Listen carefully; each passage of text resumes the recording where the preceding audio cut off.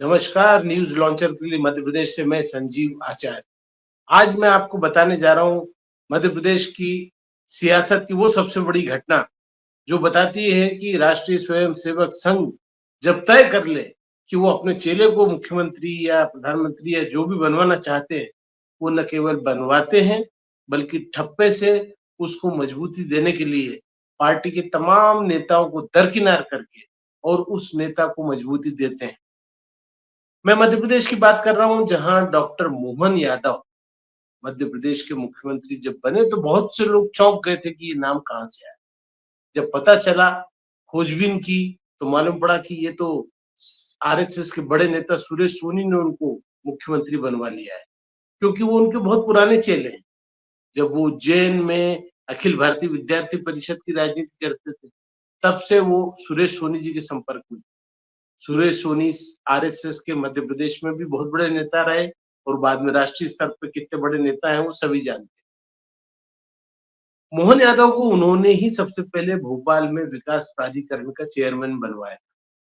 उसके बाद जब धीरे-धीरे राजनीति में विधानसभा का टिकट की बारी आई, विधायक बनवाया।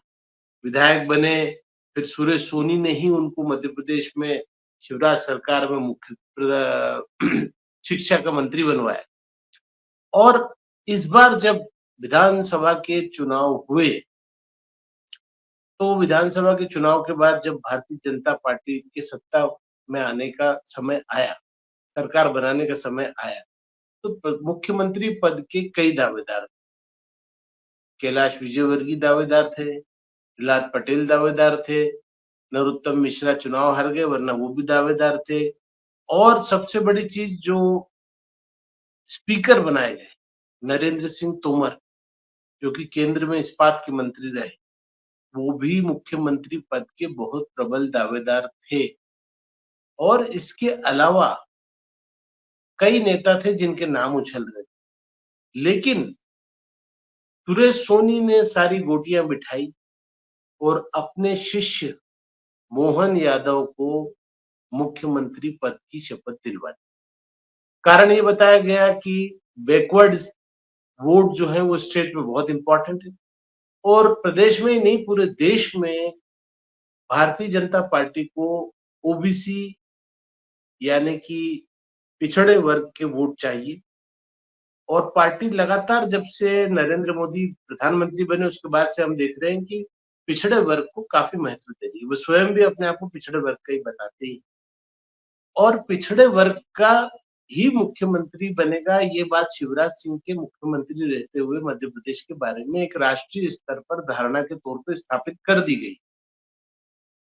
अब कितना है वोटों का गणित पिछड़ों का, दलित का या बाकी सवर्णों का मध्य प्रदेश में, वो एक अलग विषय है। अभी मैं बात कर रहा हूँ कि कैसे पूरी गोटियां बिछाई और सुरेश सोनी ने मोहन यादव को बनवा लिया मुख्यमंत्री। बनवा तो लिया, लेकिन परेशानी ये थी कि मोहन यादव से ज्यादा वरिष्ठ और अनुभवी मध्य प्रदेश में प्रहलाद पटेल थे, कैलाश विजयवर्गीय थे, जो दोनों मुख्यमंत्री पद के बहुत प्रबल दावेदार। और इसके अलावा भी ऐसा नहीं है, राकेश सिंह हो जो प्रदेश अध्यक्ष रहे और आदिवासियों में फग्गन सिंह कुलस्ते थे और लोग थे जिनके नाम उछल रहे थे कि मुख्यमंत्री बन सकते, लेकिन मोहन यादव बन गए, जो कि बहुत सीनियर नेता नहीं थे प्रदेश में। अब बनवा लिया तो सुरेश सोनी जी को अगले 6 महीने में, साल भर में समझ में आ गया कि उनको अगर चलाना है तो उनकी मनमर्जी का प्रदेश में संगठन का मुखिया भी देना पड़ेगा। क्योंकि अभी तक विष्णुदत्त शर्मा, जो कि प्रदेश में भारतीय जनता पार्टी के प्रदेश अध्यक्ष थे, उनकी भी पटरी कोई बहुत मोहन यादव से बैठती नहीं थी, ये बात सब जानते। तो विष्णुदत्त शर्मा भी कोई बहुत समीकरण के हिसाब से, निर्णयों के हिसाब से मुख्यमंत्री के अनुरूप या उनकी इच्छा के अनुरूप फैसले नहीं कर रहे थे, न करने दे रहे थे। चूंकि भारतीय जनता पार्टी में इतनी आसानी से बाहर बातें आती नहीं, इसलिए ये पता नहीं चल पाता है कि कहाँ असंतोष के स्वर हुए, किस चीज में हुए, कहाँ विरोध हुआ मुख्यमंत्री का, नहीं हुआ, कहाँ क्या हुआ, ये बातें बाहर बहुत मुश्किल से आती है। बाकी दलों में तो आ जाती है। अब चूँकि ये परेशानियाँ आ रही थी, सब जानते हैं कि कैलाश विजयवर्गीय जैसे वरिष्ठ नेता ने कैबिनेट की बैठकों का बहिष्कार कर दिया था किसी मुद्दे पे। उसके बाद बैठक में खुल के बोल दिया था कि सारी योजनाएँ क्या उज्जैन में ही जाएँगे, उज्जैन यानी कि मुख्यमंत्री का गृह नगर, जहाँ से वो विधायक हैं। और उसी तरीके से प्रहलाद पटेल के भी तेवर गरम रहे।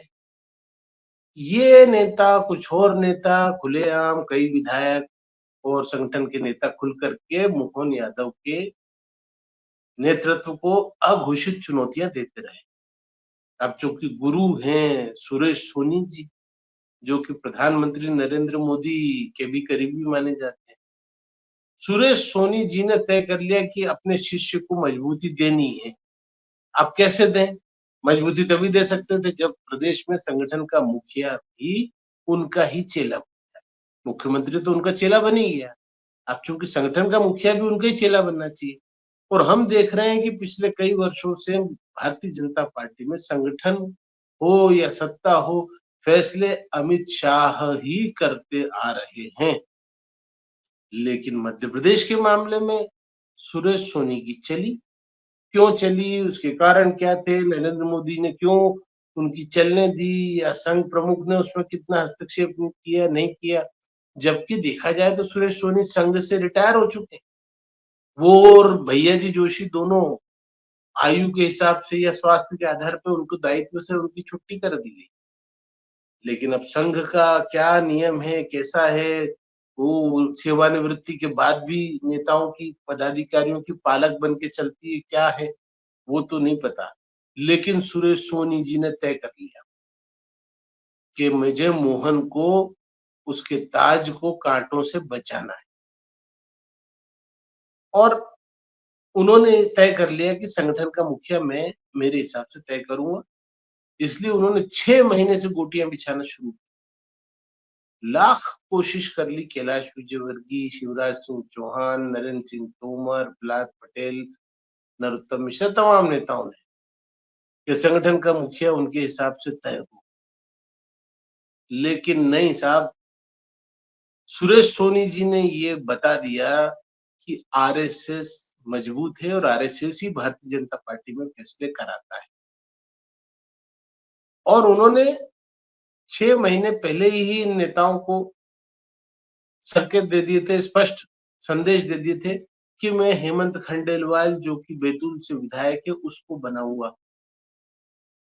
और क्योंकि वो वैश्य समुदाय से आते हैं, प्रदेश में वैश्य समुदाय को कुछ नहीं मिला है, तो इसलिए हेमंत खंडेलवाल बनेंगे। लेकिन चूंकि एक हमेशा से परिपाटी रही है कि जिसका नाम चल जाता है वो कम से कम मोदी के राज में तो बनता है, वो हमेशा चौंकाने वाले फैसले लेते रहे। लेकिन इस बार परिपाटी ध्वस्त हो गई, सिक्का जमा दिया, ठप्पा मोहन यादव पे सुरेश सोनी का लगा हुआ था और सुरेश सोनी ने अपने संपर्कों का, अपने प्रभाव का पूरा इस्तेमाल किया और किसी नेता की नहीं चलने, न शिवराज की, न कैलाश विजयवर्गीय, न प्रहलाद पटेल, जितने भी नेता हैं, नरोत्तम या ऊपर के भी नेता हों, और अपने मर्जी से संघ में प्रभाव का इस्तेमाल करके और वहां से तय करवाया कि नहीं, मध्य प्रदेश में संगठन की कमान हेमंत खंडेलवाल को सौंपी जाएगी। ये पहली बार हुआ, किसी का नाम भी चला, उसका विरोध भी अंदर खाने में होता रहा, उसके बावजूद भी उस आदमी को अध्यक्ष बनवा लिया। मोहन का ताज कांटों से मुक्त करवा लिया है सुरेश सोनी। मध्य प्रदेश में एक छत्र अब सुरेश सोनी और उनके चेले की चलेगी। आज जब हेमंत खंडेलवाल का एकमात्र नामांकन प्रदेश अध्यक्ष के लिए डला और ये तय हो गया कि अब वही बनेंगे अध्यक्ष धर्मेंद्र प्रधान की मौजूदगी में, तो मुख्यमंत्री के चेहरे की मुस्कान देखने लायक थी।